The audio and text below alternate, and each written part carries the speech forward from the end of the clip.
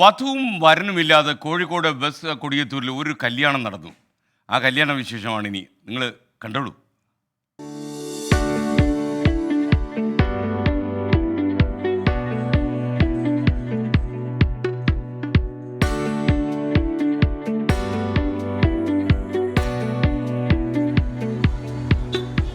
ഈ ആഘോഷങ്ങളെല്ലാം കണ്ടല്ലോ അല്ലേ?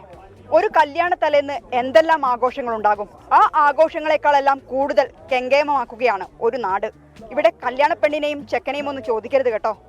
ഞങ്ങൾ സാധാ കല്യാണമാണെങ്കിൽ പുതിയെണ്ണ് പുതിയാപ്പിളൊക്കെ ഉണ്ടാവും. പക്ഷേ ഞങ്ങളെ പുതിയെണ്ണും പുതിയാപ്പിളയും ഒക്കെ ഞങ്ങളെ ഈ റോഡാണ്.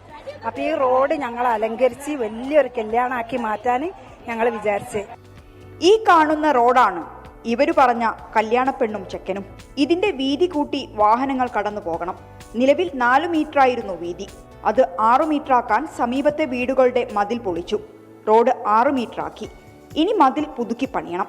അതിനാണ് നാടൊന്നാകെ കുറിക്കല്യാണം നടത്തുന്നത്. അത് പഴമയുള്ള കാലത്ത് നമ്മുടെ നാട്ടിലൊക്കെ നടക്കലുണ്ട്. ഒരു വലിയ പ്ലേറ്റ് വെച്ചിട്ട് നാട്ടിൽ ഒരു കല്യാണമോ അല്ലെങ്കിൽ ഒരു വീടുണ്ടാക്കാനോ ഈ എല്ലാവരെയും വിളിച്ചുകൂട്ടി ഒരു ചെറിയ കുറിക്കല്യാണം എന്ന് പറയുന്ന ഒരു സംഗതി. ആ ഒരു കുറിക്കല്യാണത്തിന് പുതിയൊരു പേരും ഭാവവും വെച്ചുകൊണ്ട് ഇന്ന് ഞങ്ങൾ ഈ കല്യാണം വെച്ച സമയത്ത് ഒരുപാട് ആളുകൾ ഇത് സോഷ്യൽ മീഡിയ ഏറ്റെടുത്തു. ചെറിയ കുട്ടികൾ വരെ അവരുടെ നാണയശേഖരം റോഡിനായി നൽകി. സ്മൈലി പോലെ എല്ലാവരും ചിരിക്കണം. ഞാനും നല്ല സന്തോഷത്തിലാണ്.